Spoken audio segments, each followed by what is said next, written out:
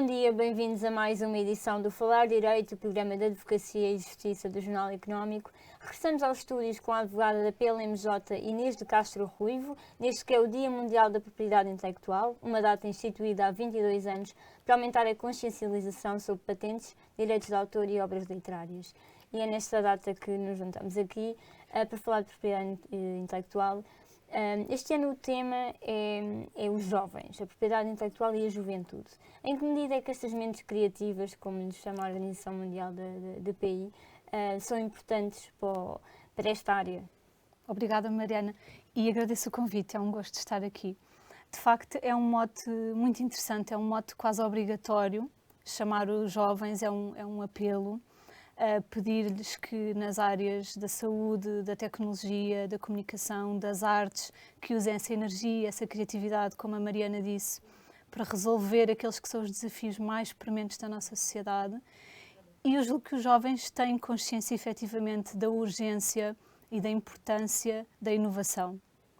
Não só porque serão os principais afetados, mas efetivamente no tema, por exemplo, das mudanças climáticas, e há estudos que o indicam, um estudo feito em Portugal até recentemente e em outros 9 países, em que cerca de 75% dos jovens se mostram bastante preocupados com as alterações climáticas. E, portanto, isso mostra que têm sede de mudança e que têm essa energia, essa criatividade para fazer a mudança. Portanto, julgo que há efetivamente uma consciência sobre a necessidade de inovação. E sobre a necessidade de protegê-la também? Em Portugal, e voltando ainda ao tema dos jovens, de facto é um país com muitas startups, com muitos empreendedores jovens. Nós temos uma rede de cerca de 150 incubadoras e aceleradoras, e é precisamente nestes pequenos ninhos onde eles se estão a formar que estes temas devem ter mais destaque e deve existir formação. Ou seja, envolver, por exemplo, equipas jurídicas dentro das redes de incubadoras, para desde cedo fomentar o interesse em proteger as suas patentes, ou pelo menos registá-las. Exatamente, explicar a importância da propriedade intelectual e este Dia Mundial da Propriedade Intelectual, há uma série de iniciativas, como vamos falar, inclusivamente da OMPI, da Organização Mundial, e passam muito por essa abordagem prática, por essa abordagem formativa, de consciencialização sobre como é que se pode proteger determinada criação intelectual, se é através de uma marca, se é através de uma patente, se deve ser um desenho, se é um software protegido por direito de autor.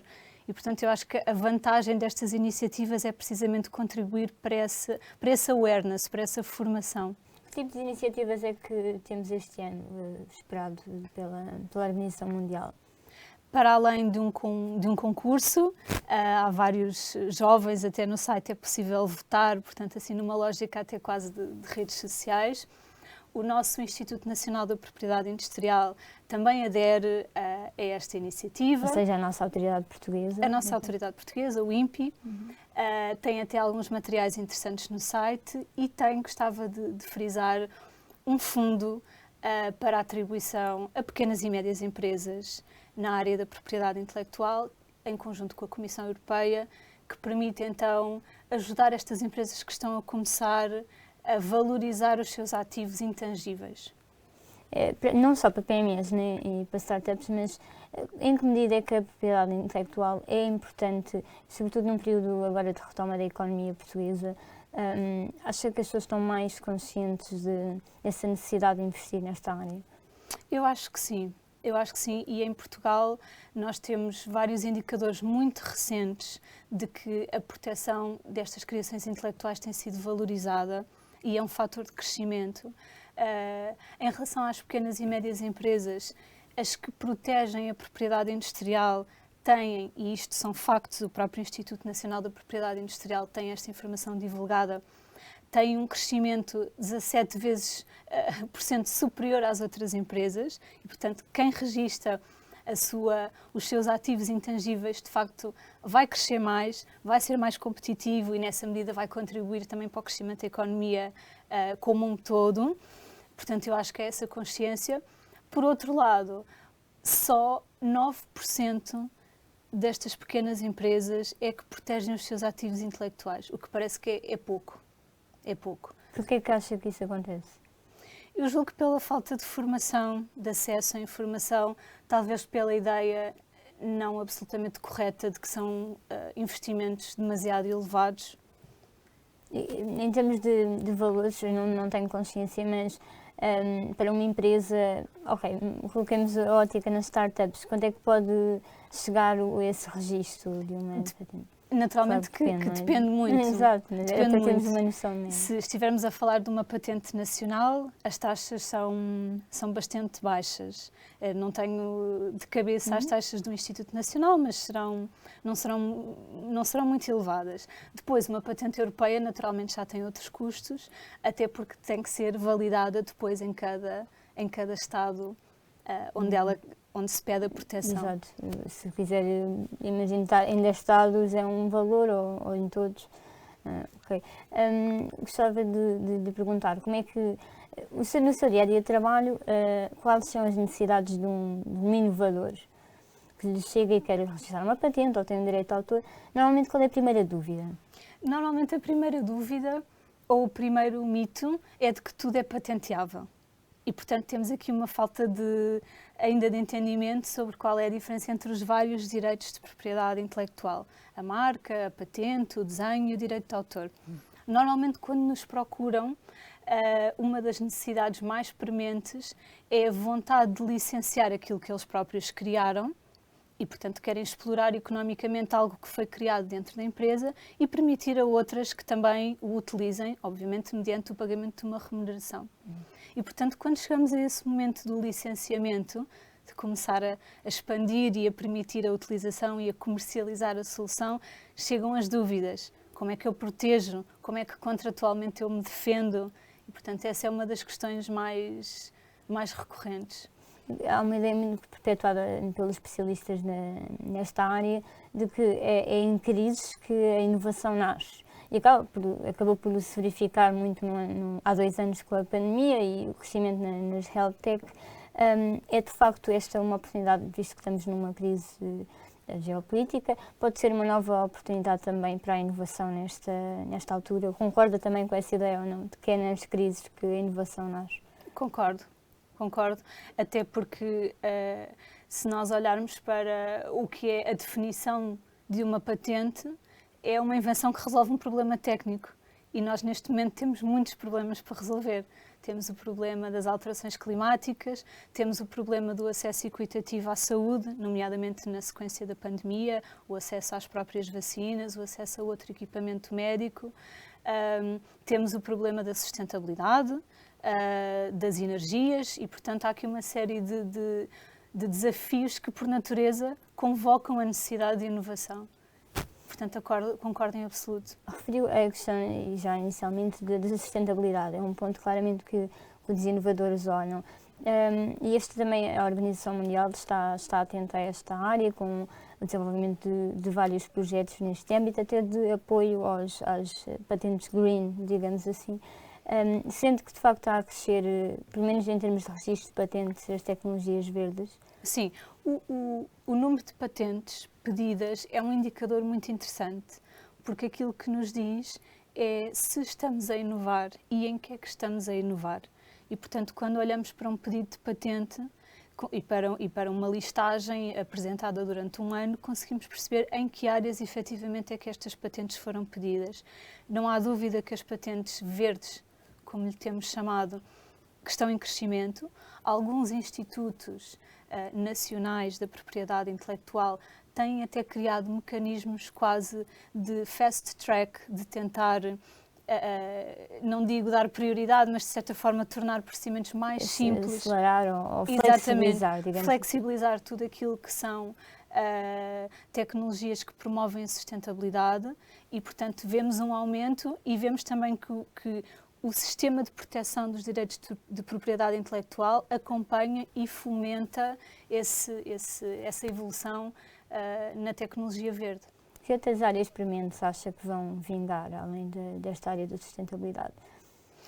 Bom, nós ainda estamos a combater uma pandemia e, portanto, nessa medida, a saúde, health tech, na área da energia, das energias alternativas E voltando ao tema que falou há pouco e ao tema da propriedade intelectual, do Dia da Propriedade Intelectual este ano ser celebrado fundamentalmente virado para os jovens, a maior parte dos jovens, 90% dos jovens, estão em países em desenvolvimento.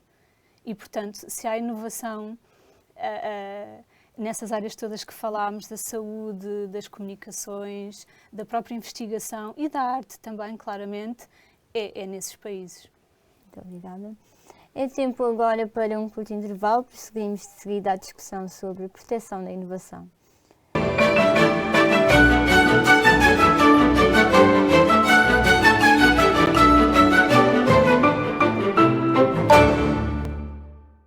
Regressamos à emissão com a presença de Inês de Castro Ruivo, associada sénior da PLMJ. Voltamos agora a uma questão mais legislativa. Esta área também tem sofrido algumas alterações nesse âmbito. Em 2018, com o tema dos segredos de negócio. Neste momento, como é que está o estado da arte em termos da lei nestas áreas? E o que é que gostaria de ver diferente? Sim, Mariana, antes de mais, eu acho que é importante explicar o que é um segredo de negócio. Um segredo de negócio não é mais do que informação confidencial. E, portanto, o que temos dentro da nossa empresa, seja a nossa listagem de clientes, o nosso plano de marketing, os nossos processos de produção, tudo isso é informação confidencial que pode ser protegida pelo segredo de negócio. E, efetivamente, como disse, em 2018, a lei veio finalmente dar uma proteção, uma tutela acrescida a esta informação confidencial, que já existia, é certo, mas de uma forma claramente insuficiente e que veio então a ser suprida nessa data.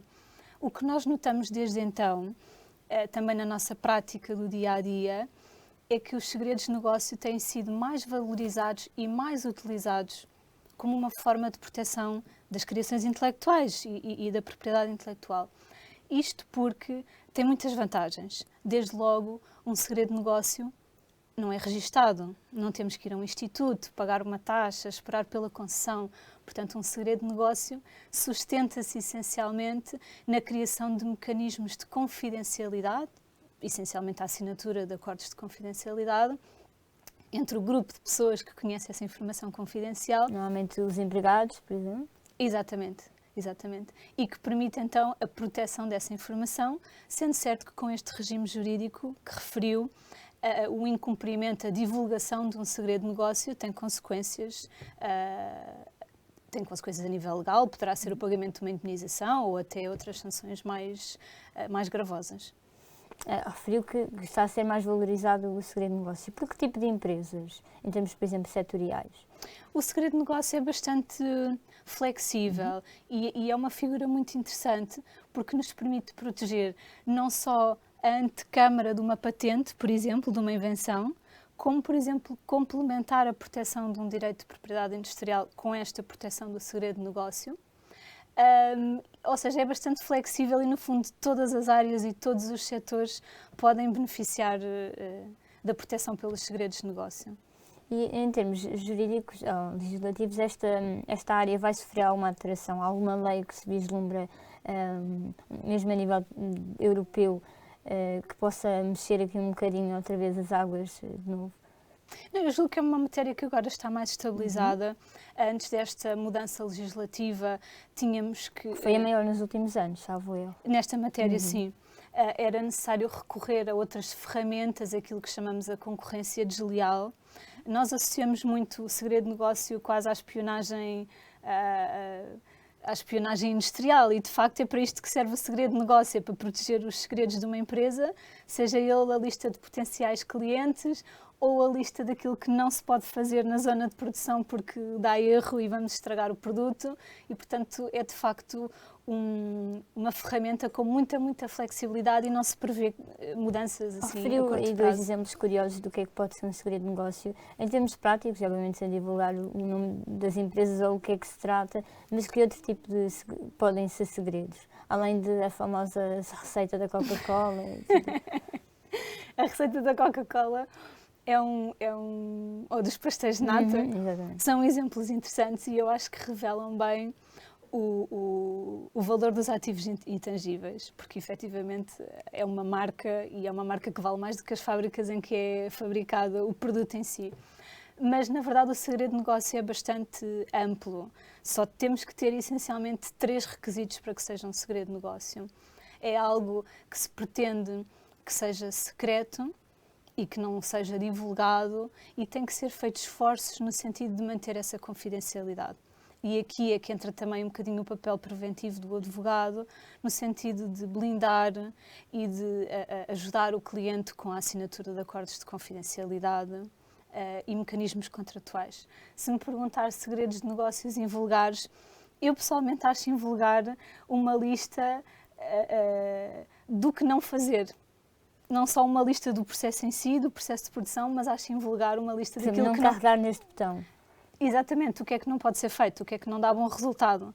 É uma lista de what not to do. E isso pode ter efetivamente um valor competitivo, porque há pequenas diferenças no fabrico ou na preparação de algum produto, que é isso exatamente que os distingue dos concorrentes. E, portanto, o segredo é a alma do negócio. Se calhar se as empresas tivessem um not to do, corria-lhes melhor o negócio. Em relação a nível também europeu, há agora novidades em termos, por exemplo, da patente única. Bem, na verdade já era um tema que já vem sido falado, mas parece estar finalmente a ganhar alguma estabilidade. Que a patente única europeia é esta? O que é que os empresários podem esperar? A patente com efeito unitário tem tido um percurso um bocadinho acidentado, não tem tido uma visão muito consensual por todos os Estados contratantes, mas parece que finalmente vai ver a luz do dia. Essencialmente, nós atualmente temos as patentes nacionais e temos também já a patente europeia. Esta patente com efeito unitário tem ou trará uma grande vantagem, que é a automática eficácia em todos os países contratantes. Enquanto que a nossa patente europeia atual necessita dessa validação Estado a Estado, pretende-se então que a patente com efeito unitário tenha um efeito automático e, portanto, mais competitiva, mais rápida, mais, no fundo, com menos burocracia, essencialmente, sim. Mas quão rápida poderá ser? E porque, ou seja, tendo em conta essas vantagens, porque é que não há consenso? Não há consenso. A patente com efeito unitário e o Tribunal, como referiu, fazem parte de um pacote de medidas que têm boas intenções, aí não há dúvida, ou seja, pretende-se harmonizar a nível europeu, no caso do Tribunal das Patentes, que terá competência exclusiva, a jurisprudência. Pretende-se que esse tribunal tenha uma competência exclusiva, que não seja necessário litigar ou ter uma ação em cada um dos Estados, portanto vamos ter apenas uma ação judicial num tribunal com uma competência exclusiva e, portanto, em princípio, aquilo que se prevê é positivo. A experiência não sabemos, não temos ainda essa experiência e, portanto, temos que esperar para perceber como é que vai funcionar. Acha que há alguns Estados-membros de pé atrás devido a essa morosidade no processo, no fundo, de avançar, quer o Tribunal, quer a patente unitária? Temos o caso de Espanha, que não aderiu, provavelmente mais por uma questão de soberania dos seus próprios tribunais, porque este tribunal terá uma competência exclusiva, o que significa que retira ao Tribunal Nacional a competência para decidir sobre aqueles litígios. E depois, essencialmente, são questões que têm a ver com o ecossistema próprio de cada país. Há países que têm mais patentes, menos patentes, tribunais mais preparados, menos preparados. E, portanto, Portugal posicionou-se logo a favor? Em Portugal, não há de facto um consenso. Apesar de Portugal formalmente estar nesse processo de adesão, a comunidade em si não tem uma posição absolutamente consensual. Vamos ter de esperar para ver este tema. Temas que poderá acompanhar já de seguida, depois de uma pausa de breves segundos. Continua desse lado.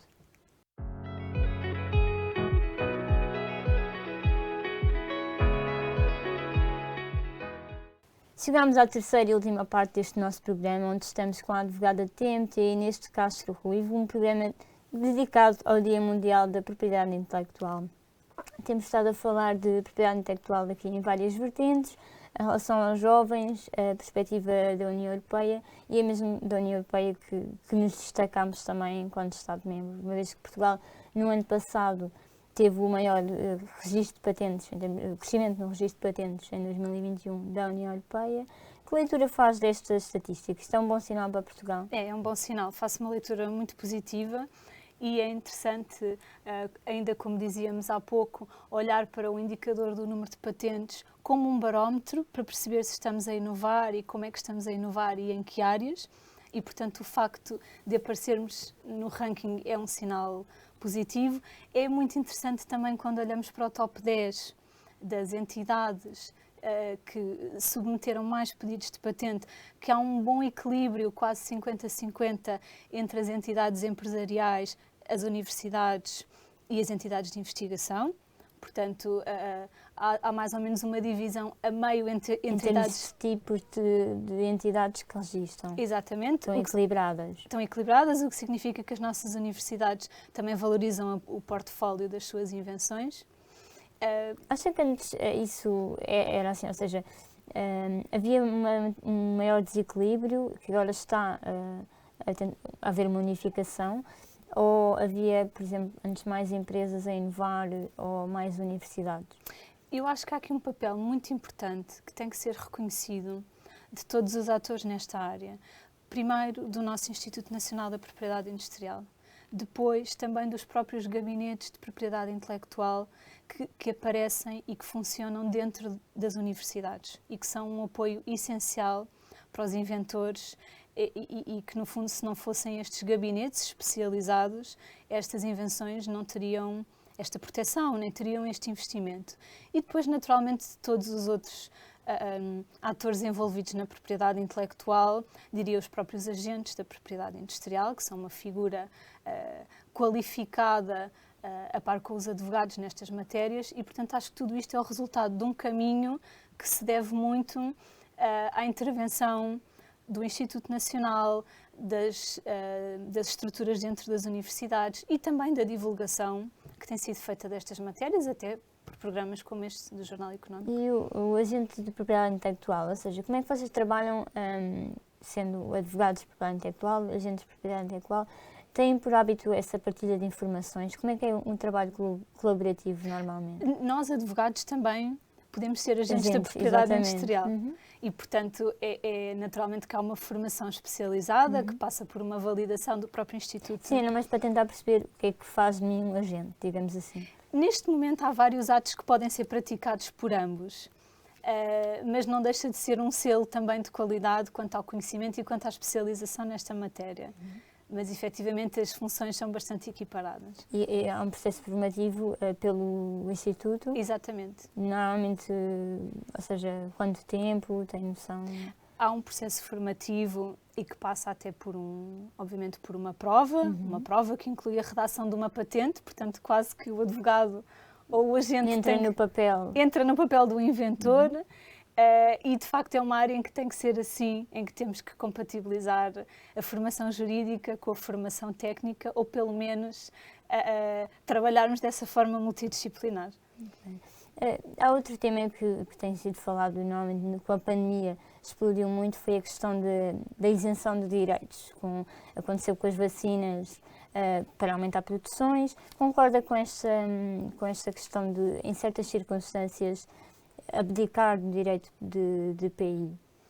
E em quais? Não é? Sim, esta é obviamente uma posição pessoal, mas eu diria que, antes de mais, a propriedade intelectual, ou as patentes, neste caso concreto, não podem ser um entrave ao combate à pandemia nem ao acesso equitativo à saúde. E, portanto, acho que isso é ponto assente.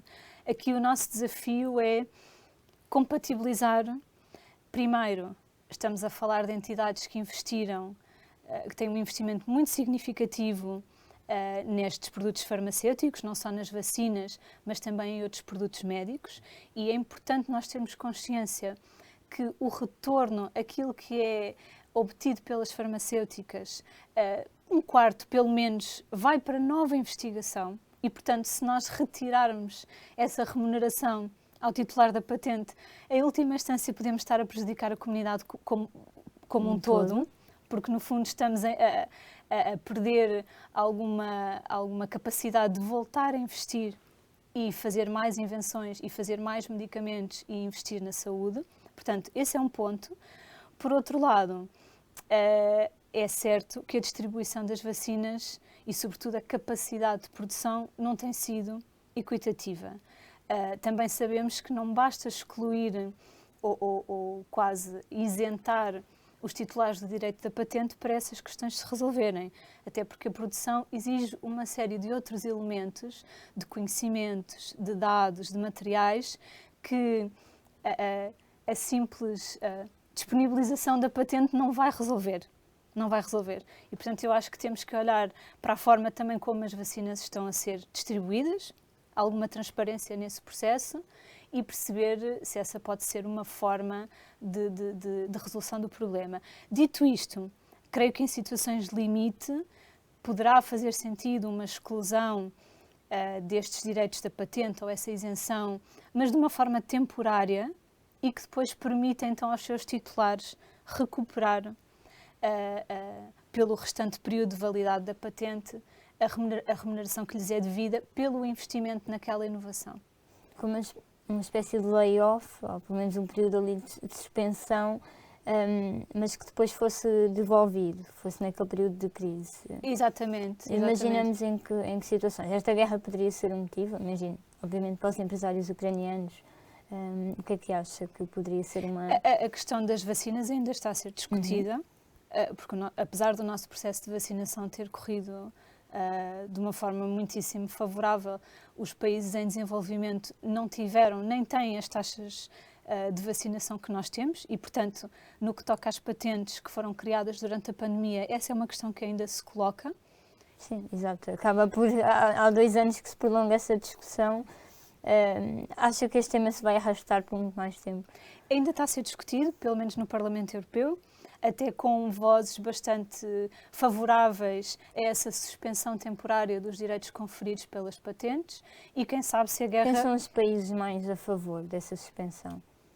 Bom, naturalmente os países mais a favor são aqueles que pedem o acesso à informação das patentes, como é o caso da Índia, que tem uma população muito numerosa e precisam de ter capacidade para produzir e aquilo que está disponível no mercado para compra não é claramente suficiente. Mas a verdade é que também é um tema que tem gerado alguma falta de consenso. Cá em Portugal, pelo menos mesmo a nível do mercado, o que é que os seus colegas, o que é que se diz sobre este tema? São a favor? Tendencialmente, os colegas com quem tenho falado, obviamente que vem a solidariedade entre os países e a saúde acima de todos os outros valores. Por outro lado, percebem que estas situações têm que estar perfeitamente circunscritas no tempo e têm que ser excepcionais. Nós não podemos tomar medidas que no longo prazo vão prejudicar também a nossa própria capacidade de continuar a inovar. E a propriedade intelectual, se calhar para fechar, é um bocadinho isso mesmo, eu inovo para ter uma recompensa e é isso que faz o mercado, é isso que nos faz correr todos uns atrás esse travão da inovação. Iria prejudicar da forma os inovadores. Exatamente. Em relação a Bruxelas, tem investido muito já falamos do Parlamento Europeu e das instituições, esta área, pelo menos nos últimos tempos, pelo que vejo, há muitos fundos a nascerem. De repente houve aqui algum alerta para esta questão, o que é que se deve a este empurrão em relação às patentes? Acha que também teve muito a ver a questão da crise? Sim, nós temos acompanhado clientes nesses processos, em alguns até de financiamento, nomeadamente o plano de resiliência, e de facto estes fundos são um grande empurrão para a inovação e para poderem proteger aquilo que são as suas criações. É interessante porque os organismos da União Europeia, a Comissão Europeia, normalmente, quando concedem estes fundos, têm uma especial atenção e um especial cuidado com os temas da propriedade intelectual, nomeadamente o Plano de Resiliência, que temos agora em Portugal, tem uma piscadela de olho, assim, um pouco protecionista às nossas empresas, porque aquilo que diz é que o que for criado no âmbito deste plano só pode pertencer a empresas portuguesas. E, portanto, há uma valorização, há um investimento, mas esta inovação fica aqui, é para nós explorarmos pelo mundo fora. Muito obrigada. O Falar Direito regressa em breve com mais temas e novos convidados. Até lá, continua a acompanhar diariamente e ao minuto as nossas notícias nas redes sociais e no site do Jornal Económico.